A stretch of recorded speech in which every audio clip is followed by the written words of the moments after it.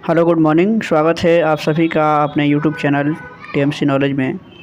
आज हम बात करेंगे इंटर दाखिले के लिए जो आज से ऑनलाइन की प्रक्रिया शुरू हो रही है। 17 मई से लेकर के 26 मई तक का समय निर्धारित किया है बिहार विद्यालय परीक्षा समिति ने। तो इसको लेकर के हमने एक पहले भी वीडियो बनाया था जिसमें कुछ जानकारियाँ दी गई थी OFSS के माध्यम से कैसे ऑनलाइन करना है।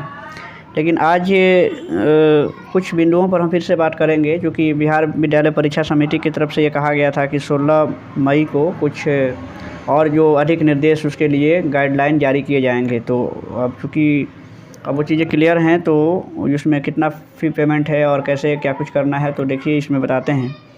सबसे पहले कि इसमें हम कुछ बिंदुओं को जान लेते हैं कि ऑनलाइन कैसे करना है और उसके लिए कितना फ़ी पेमेंट देना है। तो देखिए, हमने बताया था कि OFSS के माध्यम से आपको ऑनलाइन करना है। ऑनलाइन करने के लिए आपको कुछ बातों को ध्यान में रखना होगा।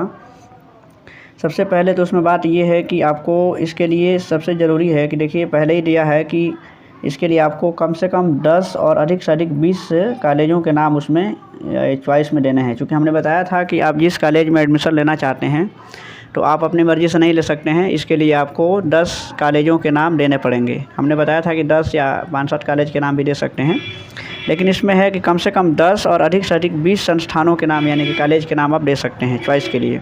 क्योंकि जब आप ऑनलाइन करने जाएंगे तो आपसे ये उसमें भरना पड़ता है कि हम किस कॉलेज में एडमिशन करना चाहते हैं। तो उसके लिए किसी आप एक ही कॉलेज का नाम नहीं देंगे, कम से कम उसमें 10 कॉलेजों का आप प्रेफरेंस में नाम देंगे, यानी कि जिसको पहले चाहते हैं उसको एक नंबर पे दीजिए, फिर उसके बाद दूसरे पे, फिर तीसरे पे, ऐसे करके आपको 10 कॉलेजों के नाम देने होंगे। अब आपका नाम जिस कॉलेज में भी आ जाएगा आपको उसमें एडमिशन लेना पड़ेगा।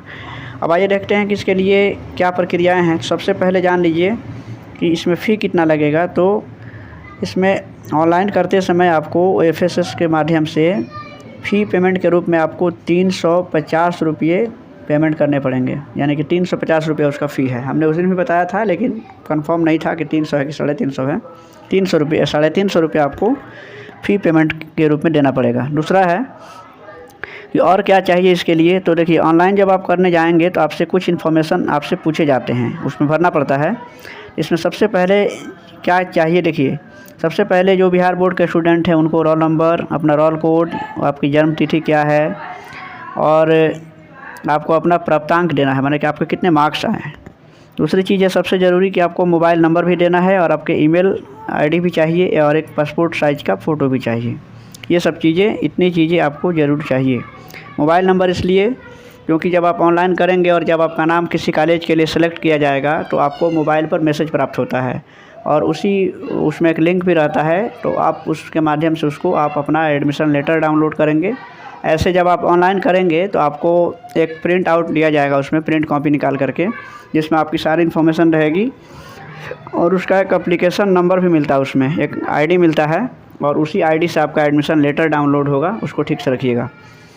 और जब एडमिशन लेटर डाउनलोड होगा तो उसमें इन्फॉर्मेशन दी रहेंगी। आपका नाम रहेगा, आपको जिस कॉलेज में आपका नाम अलॉट हुआ है उस कॉलेज का नाम रहेगा, उसमें एक समय रहता है कि आपको कब से कब तक एडमिशन ले लेना है। ये सब चीज़ें एडमिशन लेटर डाउनलोड होने पर होगा। तो इसके लिए आपको मोबाइल नंबर और ईमेल आईडी ठीक से ध्यान में रखना पड़ेगा। ये बातें हो गई। अब है कि आप 10 और 20 कॉलेज देने हैं तो आप अपने कॉलेजों का नाम सोच लीजिएगा कि किस किस में आपको एडमिशन कराना है। दूसरी चीज़ है कि इसके लिए मान लेते हैं कि अब आपका नाम किसी कॉलेज में आ गया, आपने ऑनलाइन अप्लाई किया और किसी कॉलेज में आपका नाम आ जाएगा और मान लेते हैं कि वो कॉलेज आपके मनपसंद कॉलेज नहीं है, यानी कि आप जिस कॉलेज में चाहते थे उस कॉलेज में आपका नाम नहीं आया है। तो आप इस स्थिति में क्या करेंगे। तो सबसे देखिए, पहले जान लीजिए कि OFSS का रूल है कि अगर जिस कॉलेज में भी आपका नाम पहले आता है तो आपको हर हाल में उस कॉलेज में एडमिशन लेना पड़ेगा। अगर आप ऐसा सोचते हैं कि हम दूसरे या तीसरे सूची में हमारा नाम आएगा, तो ऐसा नहीं होगा। आपको जिस कॉलेज में आपका नाम पहले ही आ जाता है आपको चाहिए कि आप उस कॉलेज में अपना एडमिशन पहले करा लें, क्योंकि OFSS का रूल है कि आपको कॉलेज बदलने का भी उसमें ऑप्शन मिलता है। लेकिन इसके लिए कंडीशन ये है कि जब पहली बार आपका नाम आ जाए किसी भी कॉलेज में तो आपको उस कॉलेज में आपको एडमिशन लेना पड़ता है। अगर आप एडमिशन नहीं लेते हैं तो फिर आप दोबारा एडमिशन का दावा नहीं कर सकते हैं और आप उस लिस्ट से बाहर हो जाइएगा, उस प्रक्रिया से ही बाहर हो जाइएगा। अब है कि कॉलेज बदलने का नियम कैसे मिलेगा, तो देखिए जब आप अपना एडमिशन लेटर डाउनलोड कीजिएगा यानी कि ऑनलाइन कर दीजिएगा, उसके बाद से जब आपको मोबाइल पर मैसेज आएगा और जब आपका एडमिशन लेटर निकलेगा इसके लिए एडमिशन के लिए, तो 2 पेज का एडमिशन लेटर होता है। उसमें सारे नियम उसके समझाए आपको निर्देश उस पर दिए रहते हैं।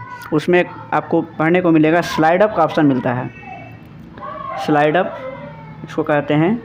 तो स्लाइड अप का ऑप्शन का यही मतलब है कि अगर किसी अभ्यर्थी का नाम किसी कॉलेज में आ गया है और वो उस कॉलेज से संतुष्ट नहीं है या उसमें एडमिशन नहीं कराना चाहता है, तो उसको अपने कॉलेज बदलने का चांस दिया जाएगा।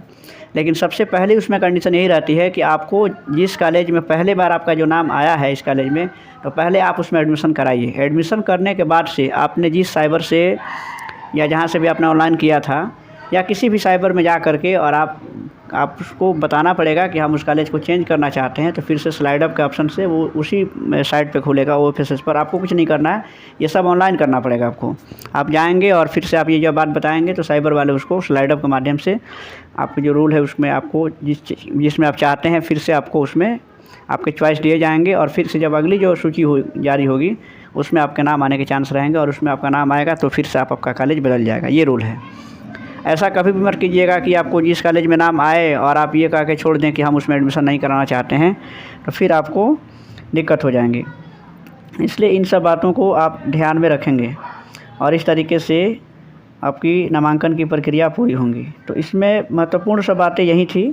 इसके लिए देखिए सबसे ज़रूरी है कि इसमें 3 सूची जारी होती है बिहार OFSS के माध्यम से। 3 बार जो है कि आपको सूची जारी होती है। इसमें पहली फर्स्ट लिस्ट जारी होगा, अगर उसमें आपका नाम नहीं आता है तो घबराने की बात नहीं है। सेकंड लिस्ट में नाम आ सकता है या फिर थर्ड लिस्ट में नाम आ सकता है। और यदि तीनों ही लिस्ट में अगर जब नाम नहीं आते हैं तो ये व्यवस्था है कि जब सीटें खाली बच जाती हैं तो ऑन स्पॉट नामांकन का भी यानी कि डायरेक्ट एडमिशन का भी डेट आता है, वो कॉलेज अपना निकालता है या अखबारों के माध्यम से ये जानकारी आपको मिल जाती है। तो इसमें नियम है कि पहले, दूसरी और तीसरी सूची में जिन विद्यार्थियों का नामांकन होगा उसके बाद यदि कॉलेजों में सीटें बच जाती हैं तो ऑन स्पॉट नामांकन का डेट निकाला जाता है, जिसमें विद्यार्थी जा कर के डायरेक्ट आप जो है कि उसमें अपना एडमिशन करा सकते हैं। तो यही सब इसमें कुछ जानकारी की बातें थी, विशेष कुछ नहीं है। बाकी आप सोच समझ कर के अपने कॉलेज का चयन करें, यानी चॉइस भर ले उसको, और जो इन्फॉर्मेशन बताया गया इसको सारी जो अपना रोल नंबर है, रोल कोड है, तो सब अपना एडमिट कार्ड पे भी होगा और आपके कितने मार्क्स आए आपने जो डाउनलोड किया होगा मार्क्स, उसको लेकर के आप अपना फॉर्म भर सकते हैं। बस यही सब जानकारी की बातें हैं, विशेष आपको ऑनलाइन करने के बाद से सब जानकारी हो जाएंगी।